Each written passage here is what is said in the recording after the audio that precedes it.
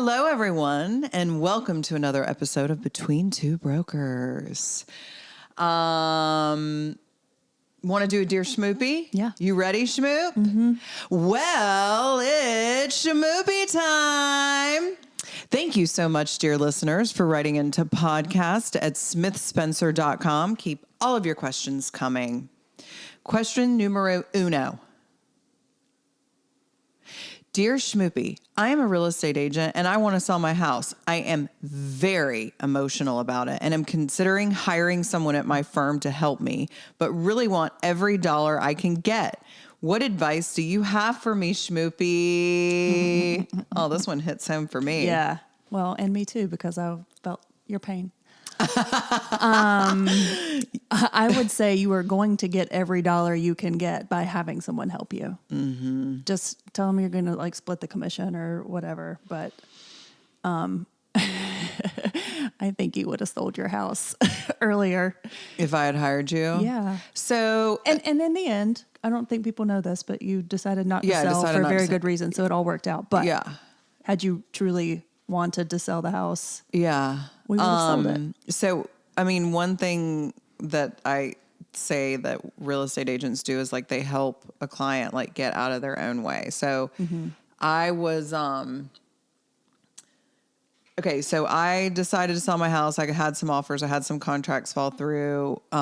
In my opinion, none of it really had anything to do with me. It had to do with like the shifting market. But could I have handled things better and more professionally and stuff like that? Like one of my good friends who's an agent who I love asked me for comps, and I left him like a 3-minute voicemail on why that was like absolutely this stupid and it was a waste of time. And why are you asking me for comps? And, I mean, of course, I never would have done that if I were the listing agent. Right. But I was like, come on. Like, you can see everything I see. There isn't anything like my house. And why are you having me go through this stupid exercise? And it really was because I was exhausted, emotional. And I'm like, just have your clients like bring me the contract that they want. So, so I had several offers and probably had taken some things I shouldn't have taken.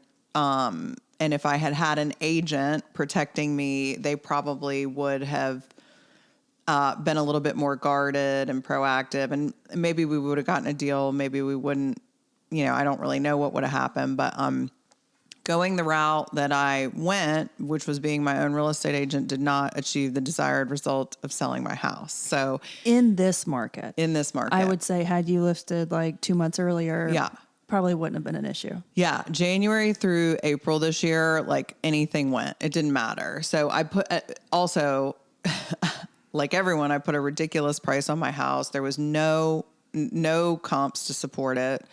There were no comps to support it, but you could get away with that in the beginning. And I think I missed it by just like a couple of weeks.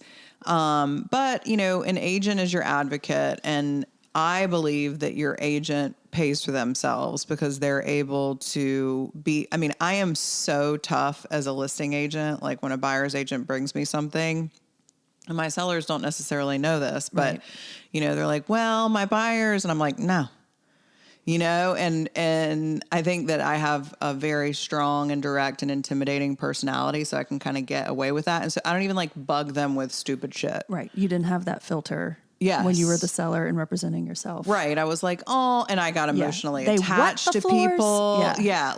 So I got emotionally attached to certain people who I thought had a really sweet story. And then I got really pissed off at people who sounded like assholes. And then my neighbors were in my ear and they're like, what's going on? And like, I quit wanting to go for walks in my neighborhood because like, everybody was asking me what was going on. It was just a very personal situation, and I felt very vulnerable the whole entire time. And I feel like if I had representation, and even like I kept like joking with you about it, and even talked to Kim and Christy on our team about it, and like I'm sure somebody would have worked out a deal with me to some degree because I needed somebody to negotiate for me. Yeah, I didn't necessarily need anybody to do my paperwork. I can handle all my repair. Like there's all this other stuff that I can do that, a regular seller client wouldn't do. So I'm sure I could have saved a little bit of money if that's what made me feel better. But at the same time, it's like, I don't even like nickel and diming people or asking for a discount. If they do their job, then I feel like you should give them a full commission. But like, I had agents on my team approach me and say, look, if you need me, I'm there for you. And I'm happy if you don't sell it in this period of time, like I'm happy to discuss listing it with you. And I'm sure the other agents on the other side didn't love dealing directly with me, and I think it also made buyers skeptical of me. Mm-hmm. Well, you get defensive. Yeah. Which is, every seller does. Yeah. So, and I think people think that I'm like super tough, but I'm not. I'm very, very sensitive, and I'm very, very emotional, and, it's my home and it's my creation. And I had people come in and say things like, well, we really wish you would have renovated the master bathroom. And I renovated every single square inch of my house. I just happened to use like an antique looking tile, but people are so fucking stupid. I'm sorry. I'm just like that. And that was my This is why she needs an agent. When I read that feedback, I was like, oh God, okay. And then, I had agents that no-showed. I had, my house was very unique looking. And so, like, people put stuff all over Instagram. And I think probably they had, like, random, like, people reach out to them on Instagram and be like, hey, can you show me this? Versus, like, having an actual client that wanted to see it. And so I had no-shows. I had last-minute cancellations. If I were the list agent for a house like mine, I always call and vet. And I didn't even do that for myself, because I felt I did it like one or two times and people acted like I was acting like an asshole about it. Mm-hmm. So anyway, I totally believe you should hire a professional. I have sold two homes previously on my own for myself without any trouble. But my home is in a different caliber now. It's a luxury home. I feel like it's a different market. It's a different buyer. And I think when I do it again, that I'll hire somebody from the team. I'll hire you and pay you for it. So that's been my experience. And, if I sold it for my list price, I would be saying the exact opposite. So, right. Yeah. I think one thing that you kind of touched on that is important to reiterate is the feedback. Like, we do everything through Showing Time, which sends an automatic feedback form. And a lot of the times we filter that before it gets to the seller, because buyers will put unnecessary comments in there. Yeah. Critiquing stupid things that can be easily changed. One of my listings a couple years ago, they just filled it out with how much the house would show better without all of the seller's brown furniture. Everything's brown, but they just harped on this brown thing. And my seller wanted to see, like, he didn't want me to filter the feedback, and I tried, and he got so offended that they were criticizing his interior design taste. So I mean, the fact that you're representing yourself and you see 100% of the feedback, it's just unnecessary. You're totally right. I mean, and like I had somebody say, oh, that my buyers really wished you had a flat backyard. 90%, and there's no hills in Charleston. I'm like, well, you could see that it was on a hill, couldn't you, from the photos? And 90% of my buyers wanted a pool, and I never advertised that there was room for a pool. You could look at the photos and see that the backyard was like really small. So that really frustrated me. I mean, as a buyer's agent, it's like, you call in advance before you even bother showing and say, hey, a pool for my buyers is a non-negotiable. Yeah. Is there room for one? And I had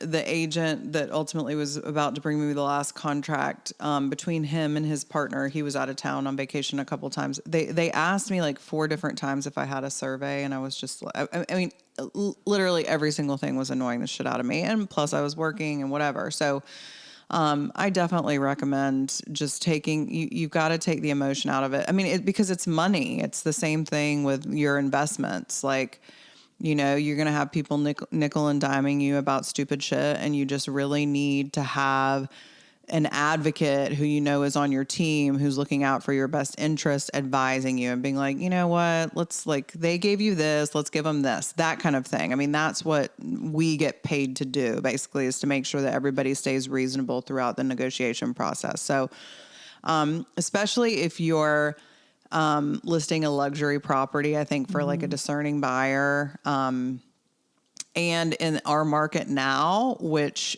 there's so much uncertainty, and I feel like, somebody was going to have to overspend for my house. You just really need somebody being like, this is one of a kind, blah, blah, blah, blah, blah. Yeah. And it sounds like this, listener, well, she's a listener. So she would know that I sold my own Airbnb without hiring an agent, but I wasn't emotionally attached to that. And she said in the question that she was very it's her own home. Yeah. Right. And if you already know you're emotional, you have to get out of your own way. And the Airbnb was at a much different price point. I mean, it was in the buyer pool for that was huge, whereas the buyer pool for your house is much smaller. Mainly because of the price point. Yeah. But I had no emotional ties, and I was actually couldn't wait to get rid of that house. Yeah. And I mean, one of the things I struggled with when I was evaluating whether or not I should hire somebody was, because I had a bunch of people saying that they wanted to help me, and they're like, I don't even know if I'm going to charge you, or I'll work out something. You know me better than anybody else. So you would be the person that no one knows me and how I do business and how I react better than you. And you also specialize in Mount Pleasant. So I think one of the hard things is again, it's like we talk about on the podcast all the time, like choosing somebody. Well, Erin's my fucking business partner. So it goes without saying that she would be my agent. But again, the person who knows you the best, who's going to save you from yourself and who specializes in your area is really going to be the best option for you. So that's our advice, dear listener. Thank you so much for tuning into podcast@smithspencer.com. Keep the questions coming. Don't forget to check out our Instagram at Between Two Brokers and Smith Spencer Real Estate. We used to be Smith Spencer Charleston. I think we're Smith Spencer Real Estate. You can see how much I get on Instagram. We don't handle our own social media anymore. Check us out on @Between Two Brokers and @Smith Spencer Real Estate, and keep all of your questions coming to podcast@smithspencer.com. Thanks so much for tuning in. Don't forget to rate, review, and subscribe, and tell all your friends about the world's best real estate podcast. Bye.